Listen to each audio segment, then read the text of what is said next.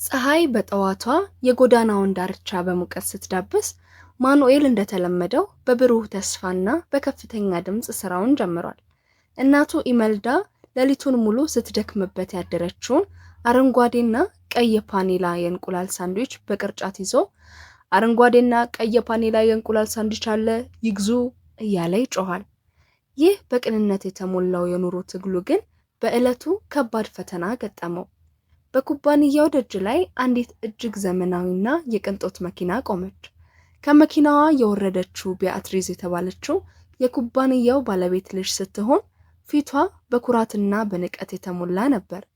ወደ ማኑኤል በመቅረብ አንተ ተርብ የመራ የራብተኛ ስብስብ በእኔ ኩባንያ ደጅ ላይ ምን እያረክ ነው ስትል አናደደችው።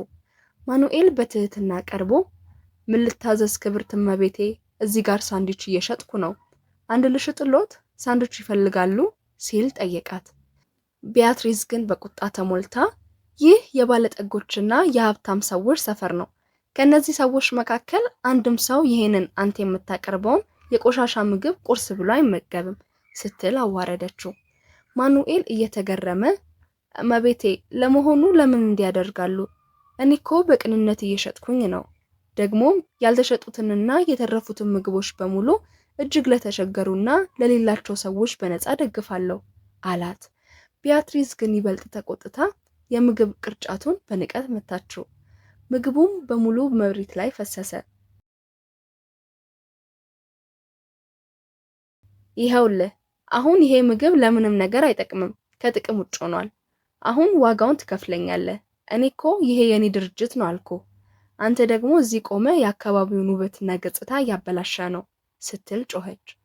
ማኑኤል እያዘነ መሬት ላይ የወደቀውን ምግብ እየተመለከተ እመቤቴ፣ መንገዱ እኮ የጋራና ነፃ ነው። እርስዎ ምንም ያህል ባለሀብትና ባለጥሬ ቢሆኑም እንኳን ይህ ዓለም በሙሉ ለእርስዎ ብቻ የተፈጠረና የእርስዎ የግል ንብረት አይደለም። በፍጹም ሊሆን አይችልም። ግን ሳንድዊቾቼ ለምን እንዲያደረጉ እመቤቴ? እኔ እኮ ሁሉንም ሽጬ ለመጨረስ አስቤ ነበር አላት። ቢያትሪዝ ይበልጥ ተንቀሳቅሳ እኔ የዚህ ዓለም ንግስትና ባለቤት እንደሆንኩኝ አስቀድሜ ነግሬሃለሁ ካለሽ በኋላ የጥበቃ ሰራተኛውን ራሚሮን ጠራቸው። አንተ ና እስኪ ወደዚህ ና እርዳኝ። ይህንን ከዚህ አካባቢ በፍጥነት እንድታስወግድልኝ እፈልጋለሁ። አሁኑኑ አስወግደው። ያንተ የሥራ ድርሻ እንደነዚህ ያሉትን የማይረቡ አገዳዎችና እክሎች ከአካባቢው ማጽዳት ጭምር ነው። ዳግመኛ እዚህ አካባቢ እንዳላየው። ደግሞ ይህንን የፈጠረውን ጉድፍና ቆሻሻ መጥቶ የሚያጸዳ ሰው በአስቸኳይ ጥራ ስትል አዘዘችው። ራሚሮን በትህትና እሺ እመቤቴ፣ በጣም ይቅርታ እንጠይቃለን በማለት መለሰ። ቢያትሪዝ በንቀት ጥላው ስትሄድ የጥበቃው ሰራተኛው ራሚሮ ግን መሬት ላይ የወደቀውን ምግብ ለማንሳት ማኑኤልን ማገዝ ጀመረ። ና እስኪ እኔ ላግዝህ። ተመልከት፣ እነዚህን ምግቦች አንድ ሰው ሊገዛቸው ይችል ነበር፣ ወይም ደግሞ አስቀድሞ መሬት ላይ ወድቀው ተበላሽተዋል።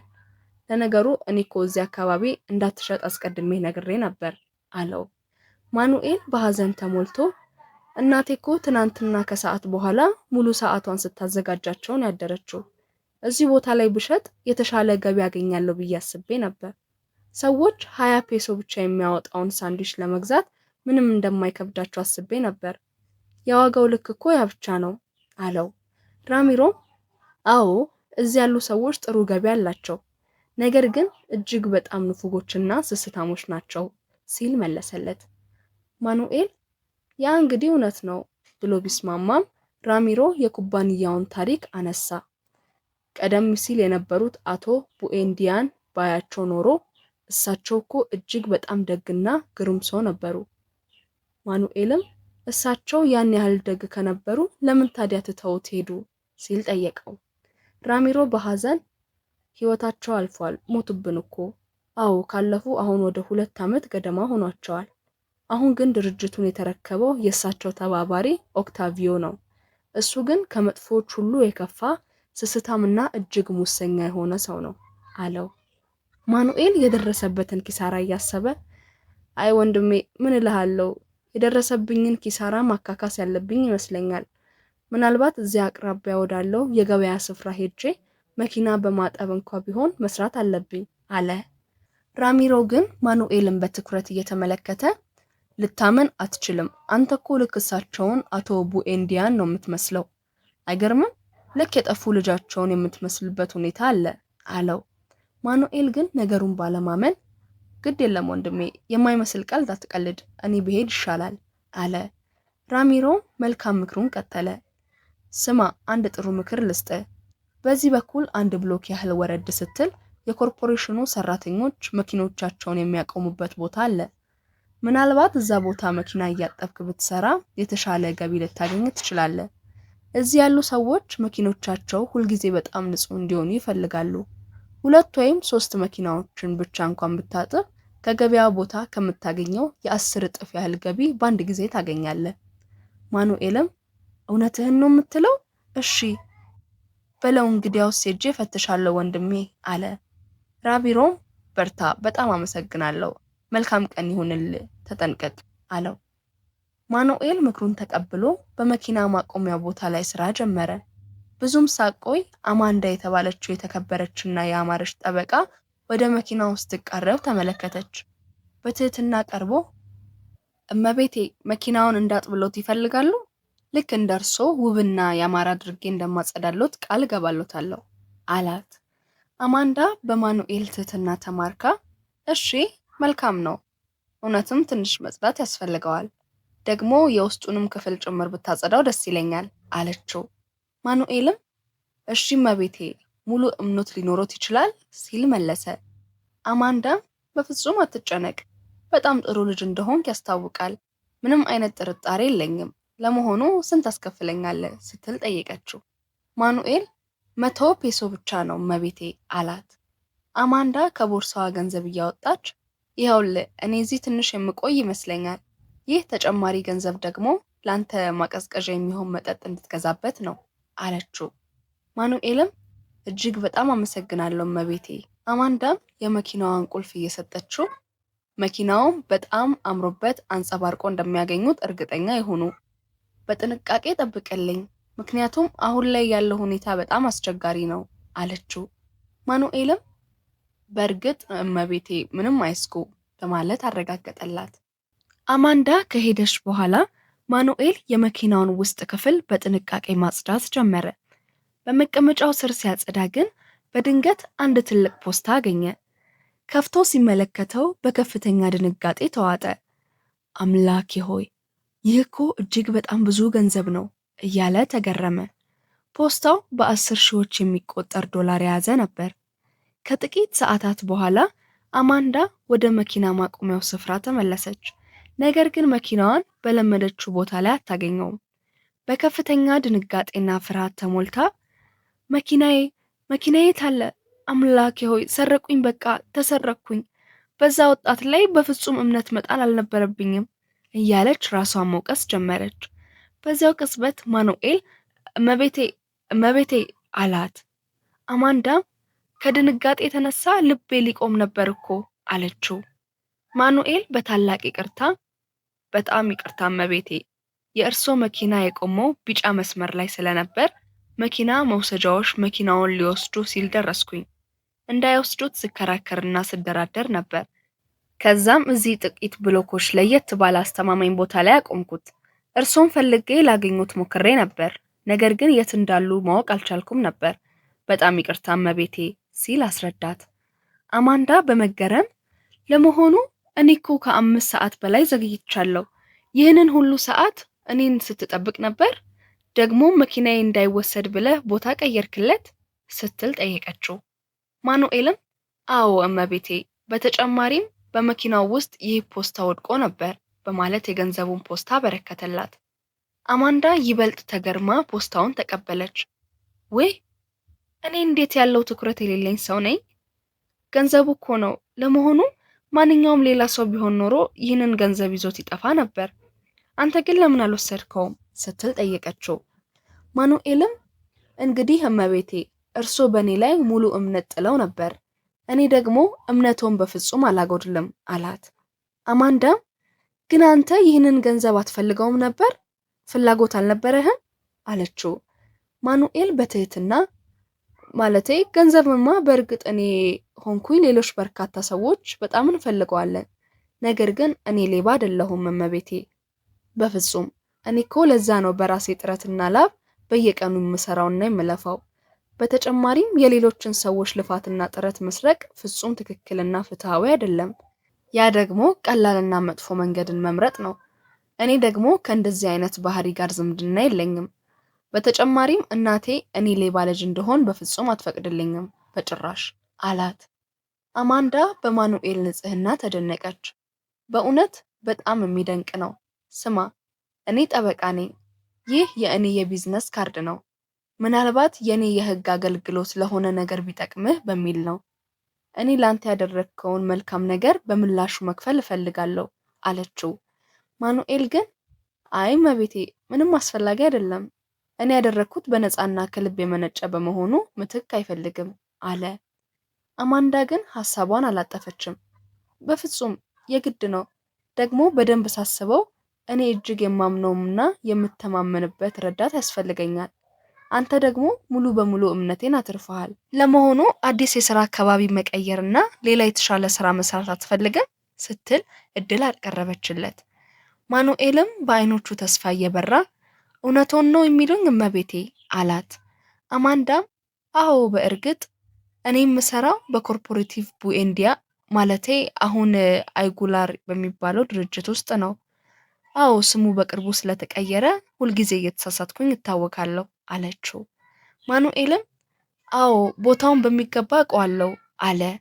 አማንዳም በጣም ጥሩ፣ እንግዲያውስ ነገ ጠዋት እኔ ራሴ ይዤ እሄዳለሁ አለችው። ማኑኤልም መኪናዋ ወዳለበት ጥላ ስፍራ እየመራት እሺ ነገ እንገናኛለን፣ መኪናውን በጥላ ስር ነው ያቆምኩት፣ ይከተሉኝ አላት። ማኑኤል በደስታ ተሞልቶ ወደ ድሃው ቤቱ ተመለሰ። እቤት ውስጥ የታመመችው እናቱ ኢመልዳ አልጋ ላይ ሆና በጉጉት ተጠብቀው ነበር። ማኑኤል እናቴ መጣው እኮ እያለ ሲገባ ኢመልዳ እንኳን ደህና መጣ ልጄ፣ ና እስኪ እናትህን ሰላም በላት አለችው። ማኑኤልም እንዴት ነሽ እናቴ አላት። ኢመልዳ ደህና ነኝ ልጄ፣ ግን ዛሬ ከጠዋት ጀምሮ ህመሙ በጣም በርትቶብኛል፣ ግን እታገሰዋለሁ ስትል የህመሟን ጽናት ተናገረችው። ማኑኤል ፊቱን አዙሮ እኔ ዛሬ ቀኑ በጣም መጥፎ ነበር እናቴ አለ። ኢመልዳም ደንግጣ ውይ ልጄ ያ ያዘጋጀኸው ምግብ ምን ሆነ ታዲያ ስትል ጠየቀችው።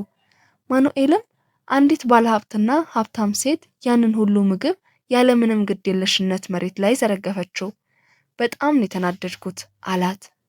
ኢመልዳ ልጇን ለማረጋጋት ያ ሁሉ ምግብ እኮ ትልቅ ድካም የነበረበት ነው፣ ግን እምነት ይኖር ልጄ፣ ሁሉንም ነገር መልካም እናደርገዋለን አለችው። ማኑኤልም በእርግጥ ይሆናል እናቴ፣ በቅርቡ የተሻለ ገበያ አግኝቼ የሚያስፈልጉሽን ነገሮችና መድኃኒቶችሽን በሙሉ በሚገባ ገዛልሻለሁ። ደግሞ ምን የገጠመኝ ነገር አለ መሰለሽ እናቴ፣ ዛሬ አንድ ሰው ልክ የአንድ ባለሀብት ልጅ እንደሚመስል ነገረኝ። የአንድ ሄርማን ቡኤንዲያ የተባለ ሰው ልጅ አላት። ኢመልዳ ሄርማን ቡኤንዲያ የሚለውን ስም ስትሰማ በድንጋጤና በጭንቀት ተዋጠች። ለመሆኑ ማን ነው ይሄንን የነገረ ስትል በአጣዳፊ ሁኔታ ጠየቀችው። ማኑኤልም እዛ ኩባንያ አካባቢ ያለ አንድ የጥበቃ ሰራተኛ ነው፣ እሳቸው በጣም እንደሚመስል ነገረኝ፣ ልታምኚ ትቻለሽ አላት።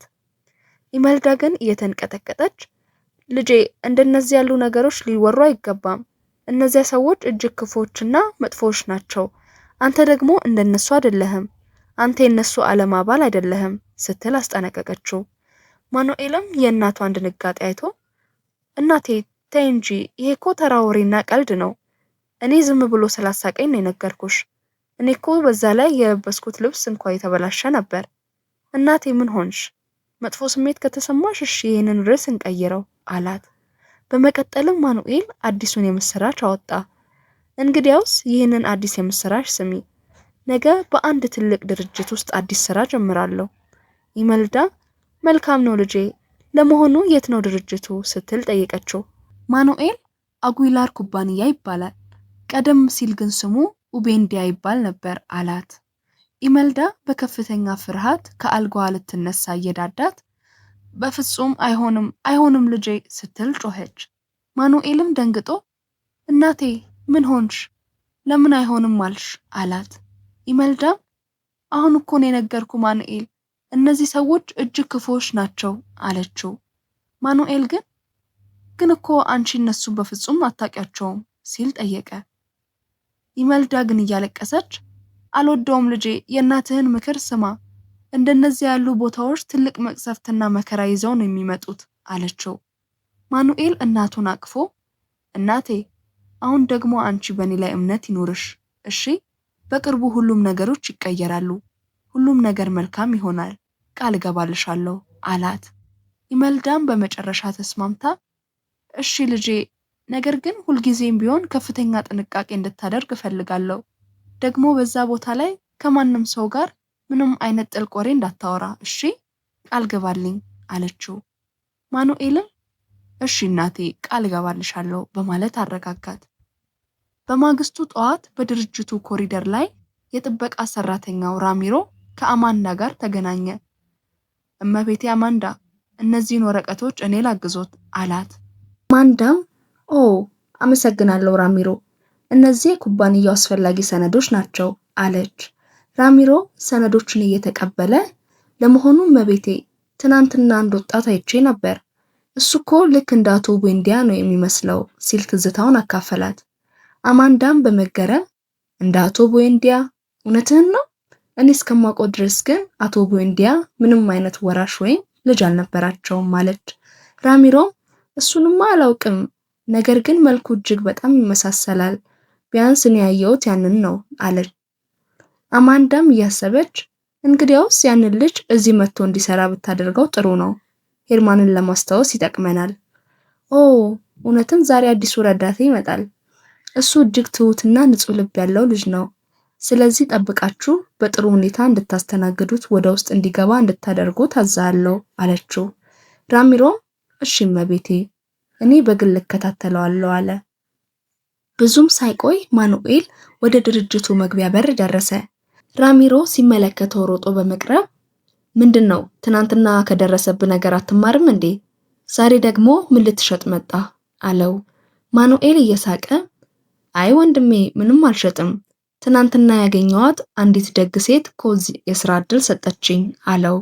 ራሚሮ ማናት እሷ ሲል ጠየቀ። ማኑኤል አማንዳ ቬኔጋስ ትባላለች። እሷ ራሷ ናት ረዳት እንደሆን የጠራችኝ። ራሚሮም በደስታ ተሞልቶ እውነትህን ነው? አዎ፣ እሷ እጅግ በጣም ደግና ግሩም ሰው ናት። አቶ ቡኤንዳ በእሷ ላይ ትልቅ እምነት ነበራቸው። ትልቅ እሴት ያላት ሴት ናት። ነገሮች መልካም ይሆኑልሃል አለው። ማኑኤልም እንደዚህ አይነት አስደናቂ ሰው ጋር አብሬ እንደምሰራ ማወቄ ትልቅ ደስታ ሰጥቶኛል አለ። በዚያው ቅጽበት ቢያትሪስ ወደ መግቢያው በር መጣች። ማኑኤልን ስታየው ፊቷ ተለወጠ። ይገርማል፣ ጦጣ የሐር ልብስ ብትለብስም ጦጣ ናት። ማለቴ የፖሊስተር ልብስ፣ ምክንያቱም ከለበስከው ጨርቅ መናኛነት የተነሳ ማንነቴ ያስታውቃል ስትል ሰደበችው። ማኑኤል እመቤቴ፣ እኔ እኮ የመጣሁት ሊል ሲል ቢያትሪስ አቋረጠችው። ዝም በል አንተ፣ ከኔ ጋር የመነጋገር ምንም አይነት መብት የለህም። አንተ ረዳት፣ ስራህን አታውቅም እንዴ? አሁኑኑ አባረው ስትል ራሚሮን አዘዘችው። ራሚሮ ግን በጽናት ቆሞ እመቤቴ ቢያትሪስ፣ የደረሰኝ መመሪያ ግን ከእመቤቴ አማንዳ ነው። ይህንን ወጣት እንድናሳልፈውና የአማንዳ አዲስ ረዳት እንደሆነ ተነግሮኛል አላት። ቢያትሪስም በከፍተኛ ቁጣ ምንድነው? አማንዳ ይህንን የማይረባ ሰው ቀጠረችው ስትል ጮኸች። ማኑኤልም በኩራት እመቤቴ፣ እኔ እኮ ጠንካራና ታማኝ ሰራተኛ ነኝ አላት። ቢያትሪስ ግን ለእኔ ምንም ግድ የለኝም፣ አንተ የኔን ኩባንያ ገጽታ ታበላሻለህ። ነገር ግን ይህ ነገር በዚህ ዝም ብሎ አይታለፍም አለች። ማኑኤል እና አሁን ምን ሊሆን ነው? በመጀመሪያው የሥራ ቀን ሊያባርሩኝ ነው ሲል ጠየቀ። ራሚሮ ማኑኤልን ወደ ውስጥ እየመራው አይ በፍጹም አትዝጋ፣ እኔ ይህንን ነገር እመራዋለሁ። ና እኔ ይዤህ እገባለሁ፣ ግባ አለው። ቢያትሪስ በቁጣ ተሞልታ በቀጥታ ወደ አማንዳ ቢሮ ዘልቃ ገባች። እንደነዚህ ያሉትን ዝቅተኛ ደረጃ ያላቸውን ሰዎች በመቅጠር ለድርጅቱ መጥፎ ገጽታ እየሰጠሽው ነው ስትል ጮኸች። አማንዳ ግን በሰከነና በጠንካራ ድምፅ ቢያትሪስ፣ በመጀመሪያ ደረጃ ባክሽን በደግነት የምጠይቅሽ በላይ ላይ መጮህሽን እንድታቆሚና ድምጽሽን እንድትቀንሺ ነው። በሁለተኛ ደረጃ ደግሞ ይህ ያንቺ የግል ኩባንያ አይደለም እመቤቴ አለቻት። በዚህ ጊዜ ራሚሮና ማኑኤል ወደ ቢሮ ገቡ። ራሚሮ ሰላም ሰላም አለቃዬ፣ ይኸውልዎት ያመጣሁትን ጠንካራ ሰራተኛ ማኑኤል ይባላል አለ። አማንዳም ፈገግ ብላ ማኑኤል እዚህ በመገኘት በጣም ደስ ብሎኛል አለችው። ቤአትሪስ ግን ማኑኤልንና ራሚኖን እያመለከተች ሁለታችሁ አሁኑኑ ከዚህ ውጡ፣ ከስራ ተባራችኋል ስትል ጮኸች። አማንዳ ጣልቃ በመግባት ለአፍታ ቁሚ እስኪ፣ እዚህ ቦታ ላይ ማንም ከስራ አይባረርም። ያለ በቂ ምክንያትና ያለ ህግ አግባብ ሰራተኛ ማባረር አንፈልግም። ሁሉም ነገር ሰላም ነው፣ ዘና በሉ። ቤአትሪስ ለመሆኑ አንቺ ያንቺን ጊዜና ሀብት እንደዚህ ባሉ የግል ስሜቶችና እልህዎች ላይ ነው የምታጠፊው? እውነትሽን ነው ስትል ጠየቀቻት። ራስሽን በጣም ትልቅ አድርገሽ ነው የምታየው አይደል? የአቶ ሄርማን ቡኤንዲያ ጠንቃቃ ጠበቃ ስለነበርሽ ብቻ ከሌላ የምትበልጭ ይመስልሻል? አለች። አማንዳ ግን በኩራት እኔ ራሴን ትልቅ አድርጌ አላይም። እኔ ግን የድርጅቱ ባለ አክሲዮን አጋር ነኝ። ልክ እንደ አባትሽ ሁሉ ማለት ነው። ስለዚህ አስታውስሻለሁ፣ ይህ ያንቺ የግል ኩባንያ አይደለም። ስለዚህ ካስቀመጥሽው የትዕቢት ማማ ላይ ወርደሽ እግርሽን መሬት ላይ እንድታሳርፊው መክርሻለሁ አለቻት። ቤአትሪስ አባቷን ተገን በማድረግ አባቴ እኮ የዚህ ድርጅት ትልቁና ዋና ባለ አክሲዮን ነው። ስለዚህ እሱ ነው ትዕዛዝ የሚሰጠው አለች። አማንዳ ግን የህጉን አሰራር አስታወሰቻት። አባትሽም ቢሆን ልክ እንደ ሁላችንም እኩል ነው። ደግሞ ማስታወስሻለሁ፣ የዚህ ድርጅት የውርስ ጉዳይ ተለይቶ ውሳኔ እስኪያገኝ ድረስ የአክሲዮኑን ሙሉ ቁጥጥርና አስተዳደር የምመራው እኔ ነኝ። ቤአትሪስ መለስ ብላ መልካም፣ እንግዲያውስ ከነዚህ መናኞችሽ ጋር ተቀመጪ። ነገር ግን እዚህ ቦታ ላይ ጥፋት ወይም ስርቆት ቢፈጠር እኔ ተጠያቂ አልሆንም። ደግሞም አባቴ በጣም ይቆጣል ካልሽ በኋላ ቢሮውን ጥላ ወጣች። አማንዳ ወደ ወጣቶቹ ዞራ ይቅርታ ወጣቶች፣ ለተፈጠረው አስከፊ ያለመግባባት በጣም ይቅርታ ጠይቃለሁ። ማኑኤል እንዴት ነህ? አለች። ማኑኤልም በጣም ደህና ነኝ እመቤቴ፣ ምንም አይጨነቁ አለ። አማንዳም እዚህ በመገኘት ደስ ብሎኛል። አሁን ግን ስራችንን መጀመር አለብን። መረጃዎችን ለመዝግብ አለችው። ራሚሮም እኔ እንግዲያውስ ልሂድ፣ በጥሩ እጅ ላይ ነው የተውኩ ማኑኤል እመቤቴ ብሎ ወጣ። አማንዳ ማኑኤል አሁን ያንተን የግል መረጃዎችና መታወቂያ ያስፈልገኛል። ለመሆኑ የመንጃ ፍቃድ አለ ስትል ጠየቀችው። ማኑኤልም የለኝም እመቤቴ፣ እስካሁን አላወጣሁም ይቅርታ አለ። አማንዳም እሺ ምንም ችግር የለም፣ ያንን ወደፊት እናስተካክለዋለን አለችው። ማኑኤል አንዳንድ ሰነዶችን ይዞ በድርጅቱ ረዥም ኮሪደር ላይ ሲያልፍ፣ በሌላ በኩል ቤአትሪስ የቀድሞ ፍቅረኛዋ ከነበረው ኤስቴባን ጋር ስትከራከር ተመለከተ። ኤስቴባን የቤአትሪስን እጅ በኃይል ይዞ ቤአትሪስ ልናገር እኮ ነው እምልሽ ቁሚ እያለ ይጎትታት ነበር።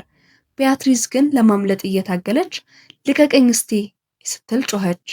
ኤስቴባን ግን ይበልጥ እየተጫናት ማብራሪያ ሊሰጠሽ ይገባል አላት።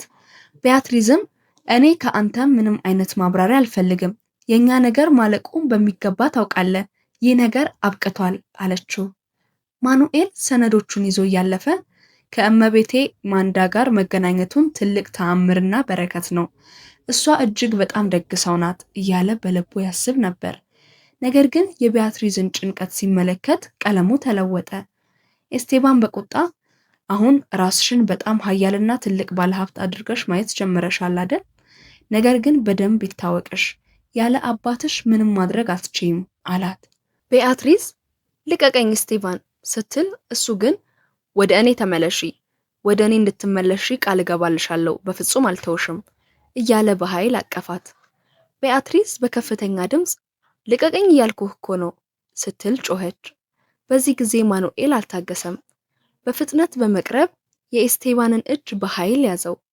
ልቀቃት፣ በሰላም ተዋት አለው። ኤስቴባን በቁጣ ዞሮ አንተ ደግሞ ማነህ? ጣልቃ ትግባ።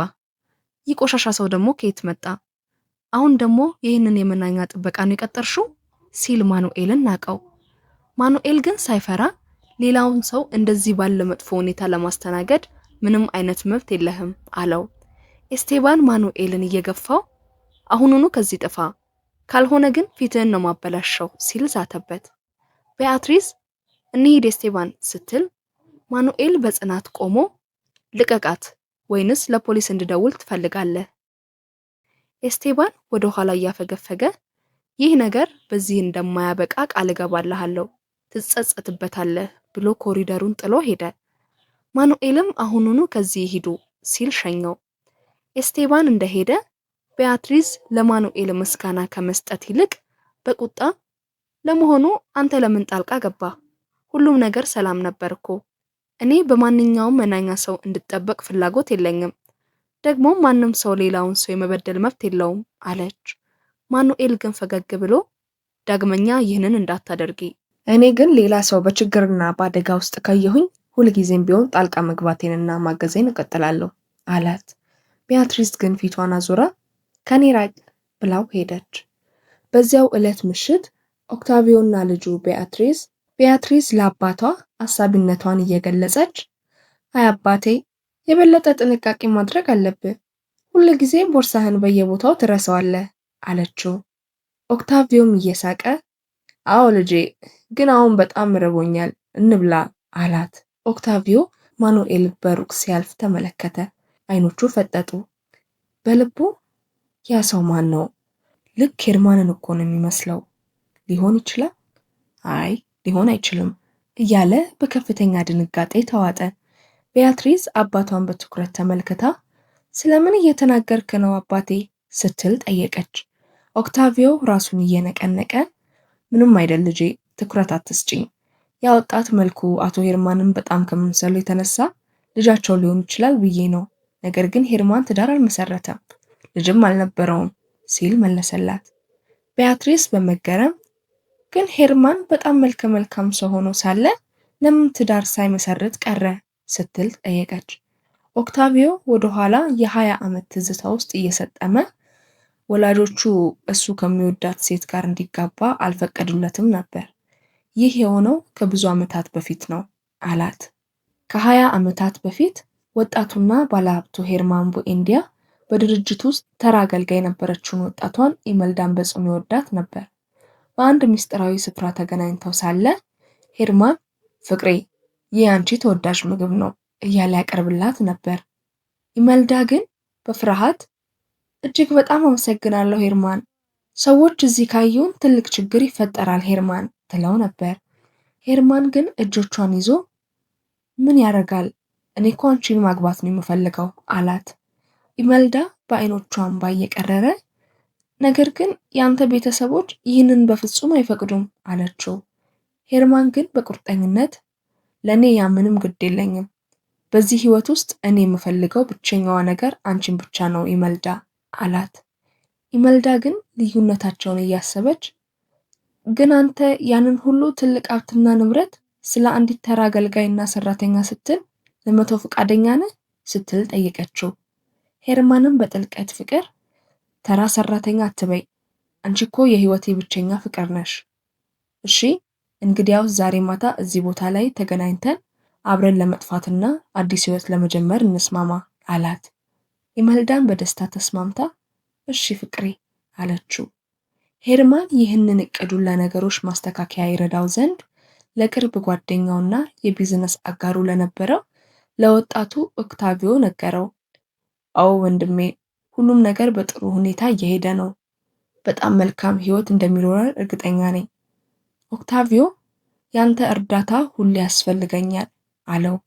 ኦክታቪዮ ያ እንግዲህ እንደገባህበት ነገር ይወሰናል። ለመሆኑ አሁን ወዴት ልትሄድ ነው ሲል ጠየቀው። ሄርማን ፈገግ ብሎ ልሄድ ነው ወንድሜ፣ ከኢመልዳ ጋር ልጠፋ ነው አለው።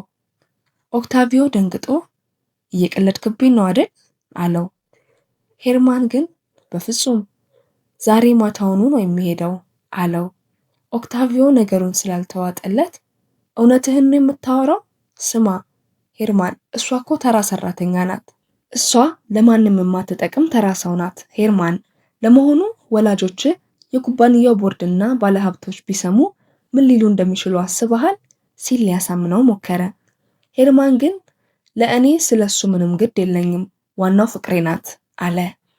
ኦክታቪዮ ኩባንያው ሊፈርስ እንደሚችል በመስጋት ስማ፣ አንተ ከሷ ጋር ከሄድክ ሁሉም ነገር ይፈርሳል። የእኛ ኩባንያስ ምን ሊሆን ነው አለው። ሄርማን የጓደኛውን ትከሻ ይዞ አዝናለሁ ወንድሜ፣ ነገር ግን በቅርቡ ሌላ ጥሩ የቢዝነስ አጋር እንደምታገኝ ሙሉ እምነት አለኝ። ምናልባት የእኔ ቤተሰቦች ሊረዱህ ይችላሉ አለው።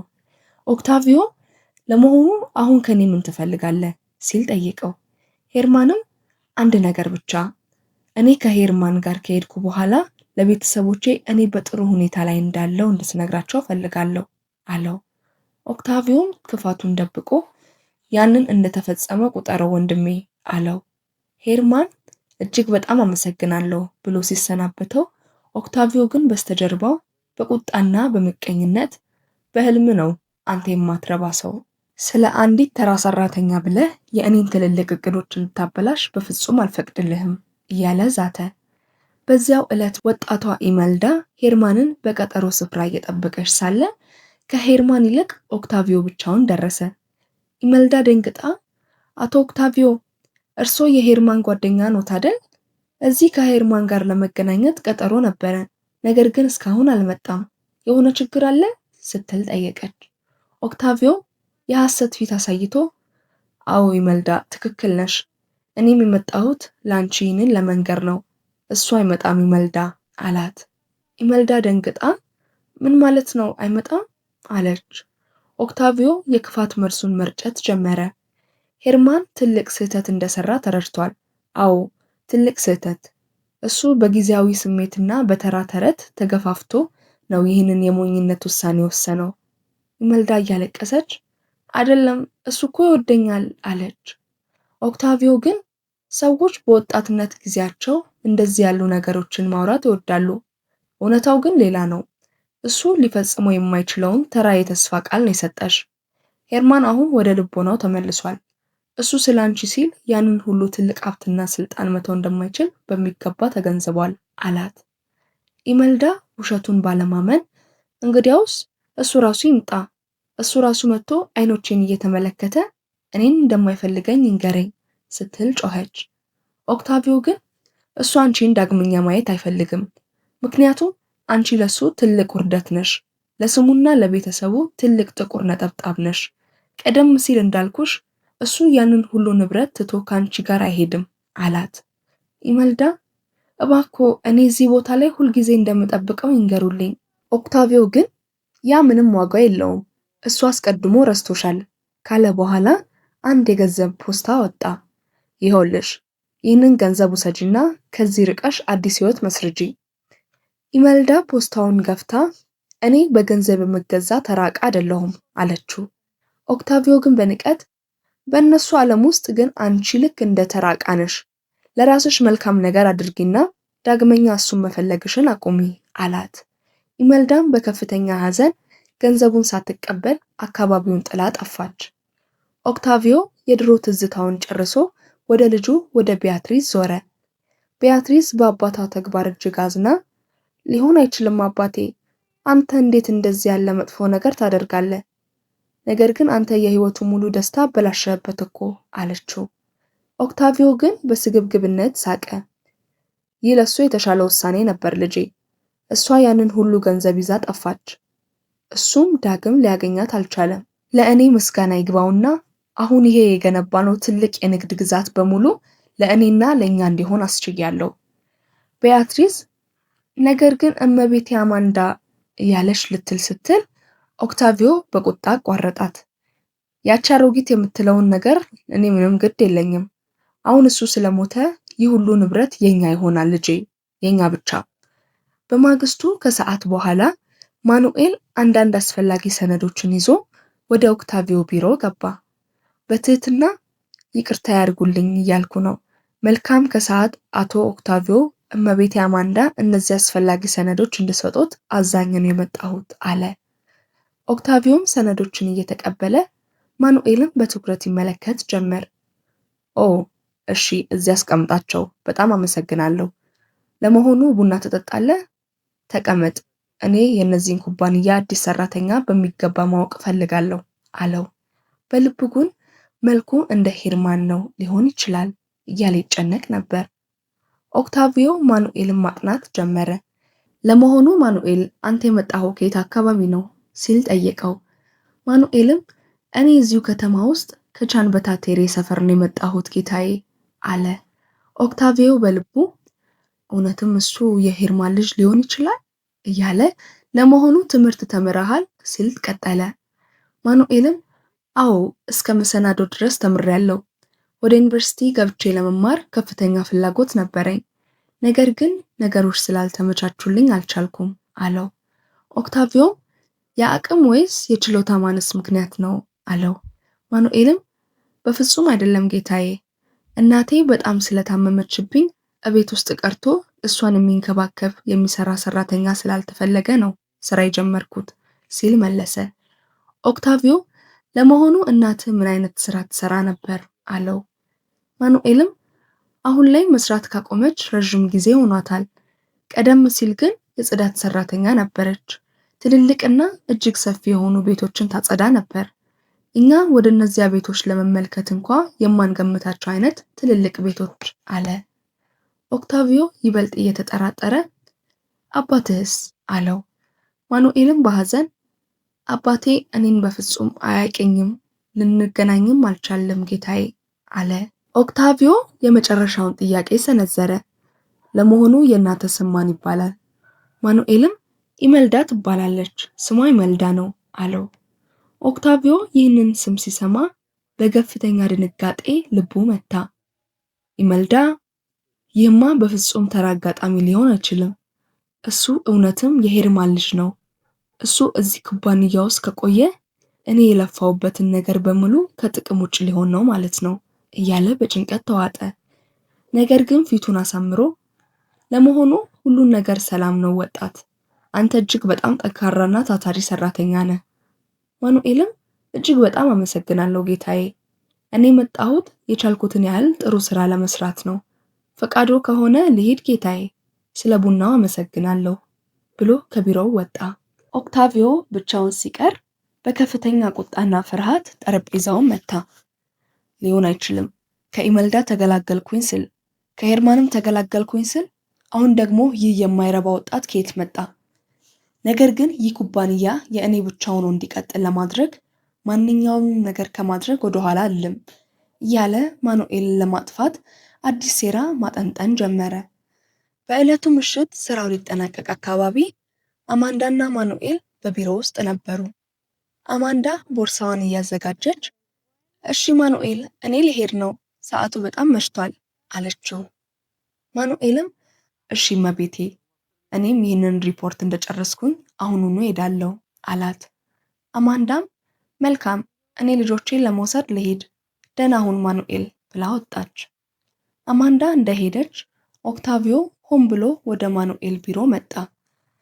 ማኑኤል በውጭ በኩል አንድ ሰው ይፈልግሃል፣ እባክህ ወጥተህ እያየኸው አለው። ማኑኤልም እሺ ጌታዬ፣ አሁኑኑ ሄጄ እመለሳለሁ ብሎ ወደ ውጭ ወጣ። ማኑኤል ወደ ውጭ ወጥቶ ሰውን በሚፈልግበት በዚያ አጭር ጊዜ ውስጥ ኦክታቪዮ በሚስጥር ማኑኤል ጠረጴዛ ላይ ወደ ነበረበት ቦርሳ ጠጋልና ከአንገቱ ስር ደብቆ ያወጣውን የድርጅቱን ትልቅ የገንዘብ ጥቅል በማኑኤል ቦርሳ ውስጥ ከተተውና በፍጥነት ወጣ። ማኑኤል ወደ ቢሮ ተመልሶ ጌታዬ፣ በውጭ በኩል እኮ ማንም ሰው የለም አለ። ነገር ግን ኦክታቪዮ በቦታው አልነበረም። ማኑኤልም ነገሩ ሳይገባው ቦርሳውን ይዞ ከድርጅቱ ወጥቶ ወደ መንገዱ አመራ። ጥቂት ሜትሮች እንደተጓዘ ግን ሁለቱ ፖሊሶች መንገዱን ዘጉት። ፖሊሱ ሰላም፣ እንዴት ነህ? እዚህ አካባቢ ትልቅ የስርቆት ወንጀል እንደተፈጸመ ሪፖርት ደርሶናል። ያንተ ገጽታና አለባበስ ደግሞ ከጠቋሚ መረጃ ጋር ፍጹም ይመሳሰላል። ስለዚህ ያንን የያዝከውን ቦርሳ እንድፈትሽ ትተባበረኛለህ? አለው። ማኑኤልም ደንግጦ ምንድን ነው የሚሉት? እንዴት? እሺ መፈተሽ ይችላሉ፣ እኔ ግን ምንም የሰረኩት ነገር የለም አለ። ፖሊሱ የማኑኤልን ቦርሳ ከፍቶ ሲበረብረው ያ ጥቅል ዶላር በቁልጭታ ወጣ። ፖሊሱ እንግዲህ ይሄ ሁሉ ገንዘብ የኔ ነው ልትለኝ አትችልም አይደል? አለው። ማኑኤል በፍርሃት እየተንቀጠቀጠ ይህ ገንዘብ እዚህ ውስጥ አልነበረም፣ ቃል እገባልሃለሁ፣ አንድ ሰው ሆን ብሎ እዚህ ውስጥ ከቶብኝ ነው ሲል ጮኸ። ፖሊሱ ግን ያንን ፍርድ ቤት ነው የምታወራው? አሁን በትልቅ ችግር ውስጥ ነው የወደከው። እጅህን ስጥ፣ አትከራከር አለው። ማኑኤልም እባክዎን ይጠይቁልኝ፣ እኔ እዚህ አቅራቢያ ነው የምሰራው እያለ ሲማጸን ራሚሮ በሩቅ አይቶ እየሮጠ መጣ። ራሚሮ ምን እየተፈጠረ ነው? ለምን እንዲህ ታደርጉታላችሁ? እሱ እኮ ምንም የፈጸመው ጥፋት የለም። እጅግ ታማኝ ሰው ነው። እኔ በሚገባ አውቀዋለሁ አላቸው። ፖሊሱ ግን ታማኝ ሰው በቦርሳ ውስጥ ከተገኘው የገንዘብ መጠን አንጻር ያንን ለማመን ይከብዳል አለ። ራሚሮ እንግዲያውስ የድርጅቱን የጥበቃ ካሜራዎች መፈተሽ እንችላለን፣ ደግሞም ከጥበቃዋ አማንዳ ጋር መነጋገር ትችላላችሁ አለ። ፖሊሱ ግን ያንን ሁሉ በምርመራ ወቅት የምታዩት ይሆናል፣ ሂድ በማለት ማኑኤልን ወደ መኪናው አስገቡት። ማኑኤል በመስኮት በኩል ወደ ራሚሮ እየጮኸ እሺ ራሚሮ እባክህ ለእናቴ ንገራት፣ እኔ ደግሞ ደህና እንደመሆን ንገራት አለው። ራሚሮ አይዞ ማኑኤል፣ ሁሉም ነገር መልካም ይሆናል እያለ በሐዘን ቀረ። ራሚሮ በከፍተኛ ሐዘንና ፍጥነት ወደ ድርጅቱ መግቢያ ሲመለስ ቢያትሪዝን አገኛት። ቢያትሪዝ ምን ተፈጠረ ራሚሮ ስትል ጠየቀችው። ራሚሮም እያለቀሰ ማኑኤልን እኮ በፖሊስ መኪና ይዘውት ሄዱ አላት። ቢያትሪዝ ደንግጣ ምንድን ነው? ለምን? አለች። ራሚሮ ሌባ ነው በሚል ወንጀል ነው የወሰዱት፣ እኔ ግን እሱ ንጹህ ሰው እንደሆነ አውቃለሁ አላት። ቢያትሪዝ ክብሯን ለመጠበቅ እየሞከረች ያ እንግዲህ የኔ ጉዳይ አይደለም፣ ምናልባት እሱ የመጣበትን ዝቅተኛ ማንነት ያሳየበት ይሆናል አለች። ራሚሮ ግን በትኩረት አይኖቿን እየተመለከተ እመቤቴ፣ እርሶ እኮ እሱ እንደዚህ አይነት ሰው እንዳልሆነ በሚገባ ያውቃሉ። እሱ እጅግ ታማኝና ደግ ሰው እንደሆነ ያውቃሉ። እሱ ፍጹም ንጹህ እንደሆነ ቃል እገባለታለሁ። እርሶ ደግ ሰው እንደሆነ አውቃለሁ። እባክዎ ሊረዱት ይገባል አላት። ቢያትሪስ ፊቷን አዙራ አንተ ስለ እኔ ምንም የምታውቀው ነገር የለም አለችው። ራሚሮ ግን እኔ እኮ አይቼዎታለሁ። እርሶ አንዳንድ ጊዜ በጣም ደግና ሩህሩህ ነዎት። ነገር ግን አባቶ ነው ሁልጊዜ እንደዚህ መጥፎ ባህሪ እንድታሳይ የሚያደርገው። ድሆች ከድሆች ጋር፣ ሀብታሞች ደግሞ ከሀብታሞች ጋር መሆን አለባቸው የሚለውን ወሬ እኮ እርሶ ራስዎ እንኳ አያነቡትም ነበር። እመቤቴ እባክዎን ይርዱት ሲል ተማጸናት። ይህ የራሚሮ ንግግር ቢያትሪዝ ልብ ውስጥ የነበረውን የኩራት ግንብ ሰበረው። የራሚሮ ቃላት የበሏት ቢያትሪዝ በቀጥታ ወደ ፖሊስ ጣቢያ በመሄድ የራሷን የባንክ ሂሳብ ዋስትና በማስያዝ ማኑኤልን ከእስር ቤት አስፈታችው። ከጣቢያው በጋራ ሲወጡ ማኑኤል በአድናቆት እመቤቴ ቢያትሪዝ፣ በእውነት እጅግ በጣም አመሰግናለሁ። እንዴት ውለታውን እንደምከፍል አላውቅም አላት። ቢያትሪዝ ግን ቆም ብላ ለመሆኑ ያንን ገንዘብ ሰርቀ ነበር ወይንስ አልሰረክም ስትል ጠየቀችው። ማኑኤልም በአምላኩ እየማለ በፍጹም እኔ እንደዚህ አይነት መጥፎ ነገር ለማድረግ ፍጹም አቅሙም ሆነ ፍላጎቱ የለኝም አላት። ቢያትሪዝ ማኑኤልን ተመልክታ በጭንቀት ማኑኤል ከዚህ ኩባንያ ብትርቅ ይሻልሃል አለችው። ማኑኤልም ምንድነው የሚሉት? ለምን? እኔ እኮ ሌባ እንዳልሆንኩኝ ነግሬታለሁ አለ። ቢያትሪዝም አውቃለሁ፣ ነገር ግን ይህንን የምነግርህ ለራስህ ደህንነትና መልካምነት ሲባል ነው። ደግሞ በዚህ ባደረግኩልህ ነገር የእኔ የድሮ ዕዳ እንደተከፈለ ቆጥረዋለሁ አለችው። ማኑኤልም ምን አይነት ዕዳ አላት። ቢያትሪዝም አይኖቿን ሰበር አድርጋ ያ የቀድሞ ፍቅረኛዬ ሊያጠቃኝ ሲል ጣልቃ ገብተህ ስለረዳኸኝ ማለት ነው። ስለዚህ አሁን ምንም ዕዳ የለብኝም ብላ ጥላው ሄደች። ከአማንዳና ከራሚሮ ጋር በመሆን እኛ እሱን ልናድነው ይገባል ማኑኤልን፣ እሱ እኮ እስር ቤት ነው ያለው ስትላት ነበር። በዚያው ቅጽበት ማኑኤል በሩን ከፍቶ ገባ። አይ እኔ መጣው እኮ እመቤቴ ቢያትሪዝ ናት ከእስር ያስፈታችኝ አለ። አማንዳ በመገረም ተነስታ ቢያትሪዝ እውነትህን ነው? እንዴት ሊሆን ቻለ? ለመሆኑ እዚህ ጋር ዋናው ጥያቄ አንተ እስር ቤት ሳለ ያ የተባለው ገንዘብ የት ነው ያለው ስትል ጠየቀችው። ማኑኤልም አላውቅም እመቤቴ፣ እኔ እዚያ ቦታ ላይ እየሰራው ሳለ አቶ ኦክታቪዮ መጥቶ አንድ ሰው ይፈልጋል ስላለኝ ወጣው። ስመለስ ግን ፖሊሶች መጥተው ያዙኝ አለ። አማንዳ የኦክታቪዮን ስም ስትሰማ ነገሩ በሙሉ በራላት። አቶ ኦክታቪዮ፣ እንግዲያውስ አሁን ሁሉም ነገሮች ግልጽ ሆኑልኝ። ለመሆኑ ማኑኤል፣ አንተ አባትህ ማን እንደሆነ ታውቃለህ? አለችው።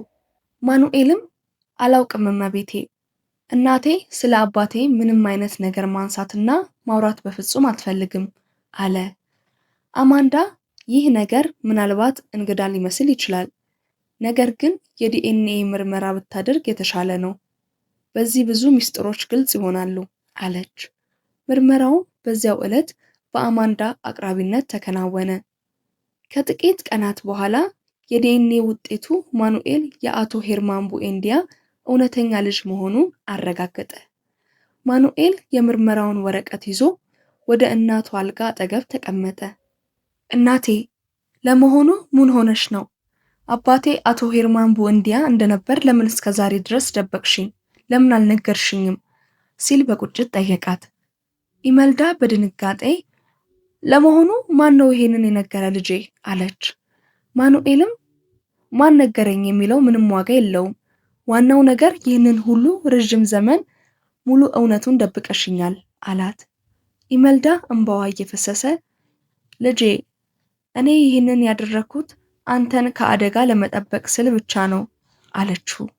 ማኑኤልም እኔን ለመጠበቅ? ከምን ለመጠበቅ እናቴ?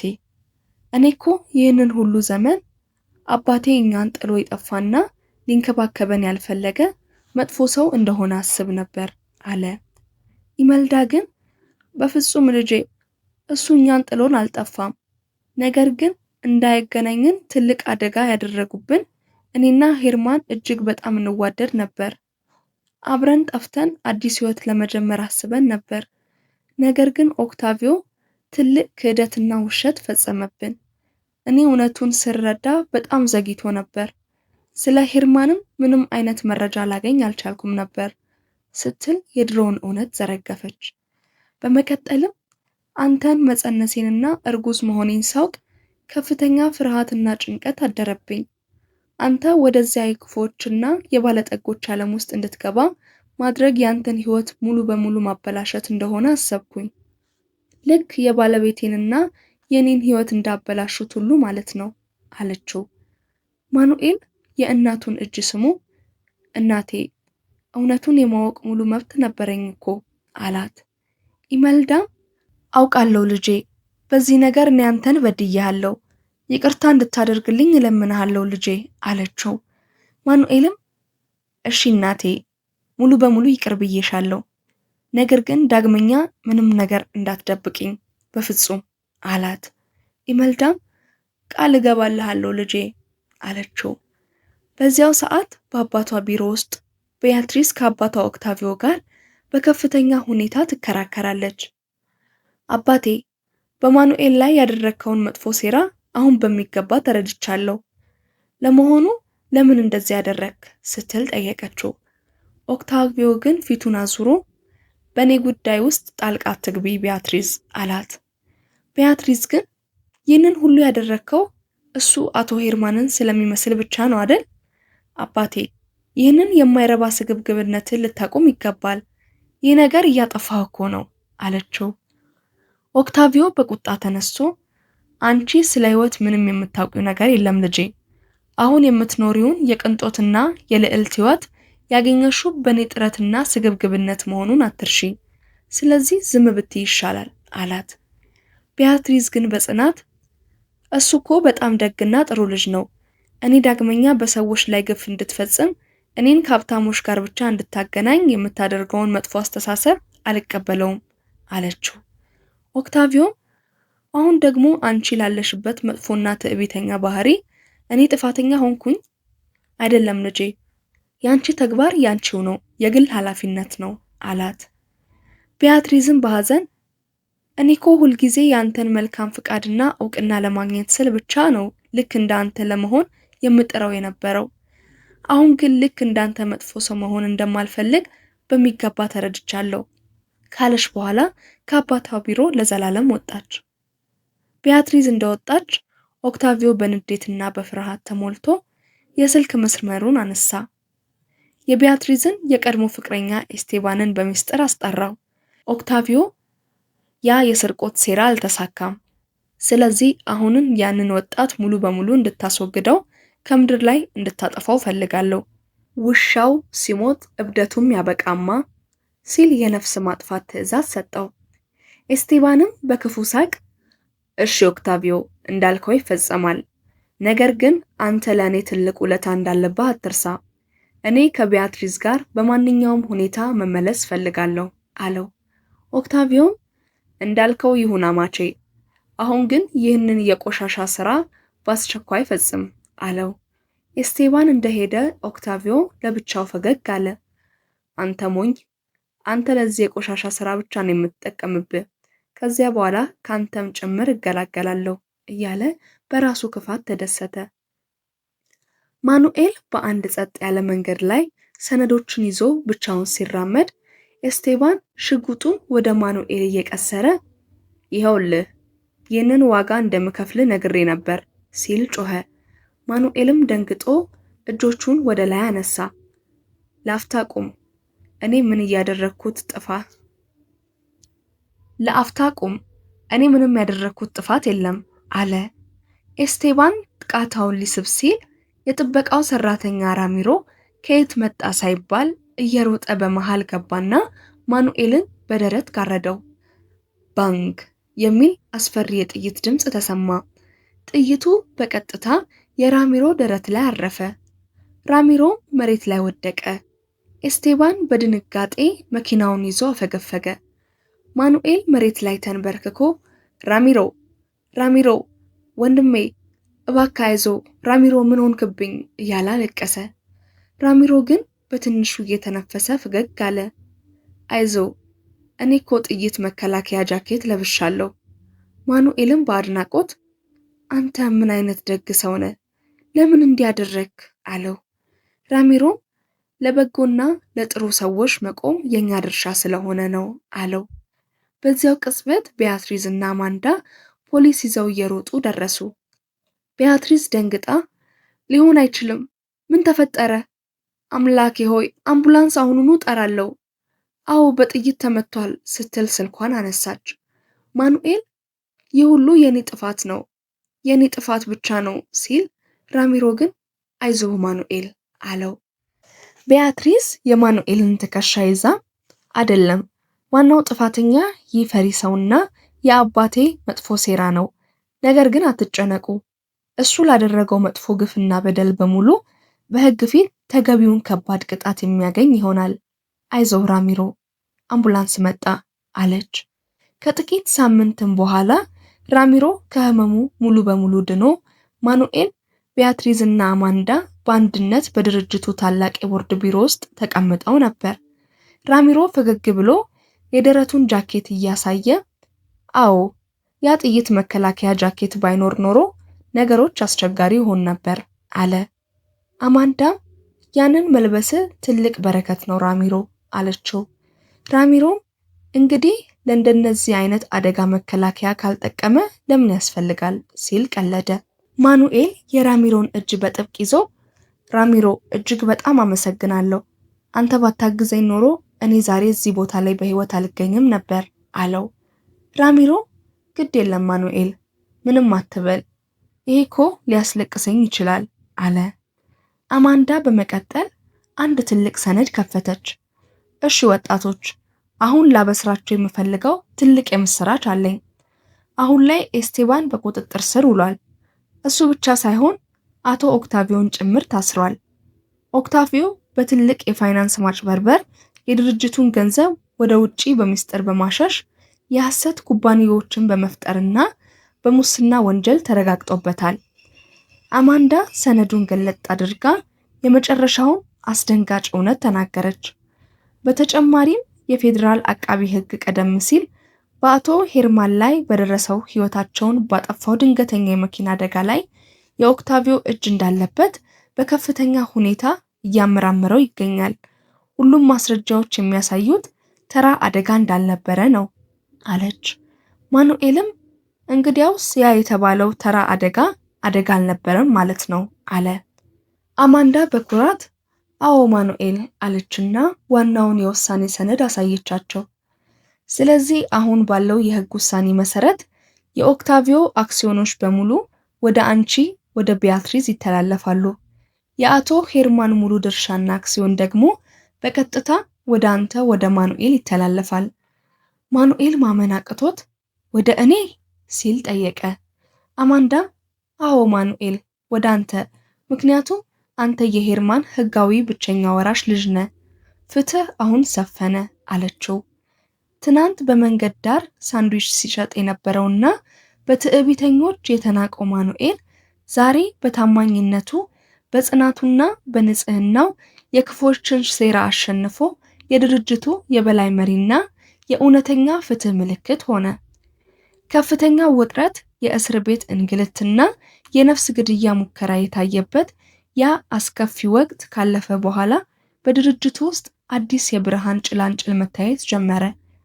ትናንት በማኑኤል ላይ ንቀቷንና ጥላቻዋን ስትዘራ የነበረችው ቢያትሪስ ዛሬ ማንነቷ ተለውጦና ልቧ ተሰብሮ በማኑኤል ፊት ቆመች። ቢያትሪስ ወደ ማኑኤል ቀረብ ብላ አይኖቹን እያየች የልቧን መናገር ጀመረች። አይ ማኑኤል፣ በመካከላችን የነበረው ጅምር መልካም እንዳልነበረ አውቃለሁ። እጅግ ባለጌ ሰው ነኝ። አንተንም አዋርድሃለሁ። ነገር ግን አሁን ከልቤ ይቅርታ ጠይቀሃለሁ ስትል የጸጸት ቃሏን አፈሰሰች። ማኑኤል ግን እንደ ልማዱ በክፋት ፋንታ በደግነት መለሰላት። ምንም አይደል፣ ያ ሁሉ አሁን አልፏል፣ ወደ ኋላም ቀርቷል አላት። ቢያትሪዝም በፈገግታ ታጅባ እንግዲህ ይህንን ድርጅት መልሰን የምናቋቁመው ከሆነ አብረን ልናቆመው ይገባል አይደል? ይህ ለሁላችንም መልካም ነው፣ ደግሞም በአባታችን በሄርማን ስም የሚደረግ ነው ስትል አዲስ የሥራ አጋርነትን አቀረበች። ሁኔታውን በቅርብ ስትከታተል የነበረችው አማንዳ በሁለቱ ወጣቶች መግባባት ተደስታ አዎ ሄርማን በእናንተ በሁለታችሁ ኩራት ይሰማው ነበር፣ አሁን እውነተኛ ሸሪኮች ሆናችኋል አለች። ማኑኤልና ቢያትሪዝም እጅ ለእጅ ተጨባብጠው ሸሪኮች በማለት አዲሱን ጉዟቸውን አረጋገጡ። በመጨረሻም ያ ሁሉ መከራና የጥይት ድምፅ፣ የፖሊስ ጣቢያ ድራማና ሰቆቃ አብቅቶ ድባቡ ወደ ደስታ ተለወጠ። ሁልጊዜም ነገሮችን በፈገግታ የሚያልፈው ራሚሮ ቆይ እንጂ አሁን እኮ ኬክ መብላት አለብን። ድራማው እስሩና ጥይቱ ሁሉ አልፏል፣ እኔ በጣም ርቦኛል እያለ የደስታውን ድግስ ከፈተው። ሁሉም በአንድነት ሆነው የቫኒላ ኬኩን እየቆረሱና እየተሳሳቁ ያንን ሁሉ መከራ በደስታ ሸኙት። ይህ ታሪክ እንዳሳየው እውነትና ታማኝነት በክፋት ላይ ድልን ሲቀዳጁ፣ በጥላቻ የተሞላ ልብም በፍቅርና በይቅርታ ሊለወጥ እንደሚችል ታየ። በታሪኩ ፍጻሜ ላይ እንደተባለው ለዚህ ሁሉ ትልቅ ድራማ አንድ መልአክ ያስፈልግ ነበር። ማኑኤልም ያ መልአክ ሆኖ ታሪኩን በድል አጠናቀቀው። ከዚህ ቪዲዮ ምን ተማራችሁ? ሐሳባችሁን በኮመንት መስጫ ላይ አስፍሩልኝ። ቪዲዮውን ከወደዳችሁት ደግሞ ቻናላችንን ላይክ እና ሰብስክራይብ በማድረግ ቤተሰብ ይሁኑ። እናመሰግናለን።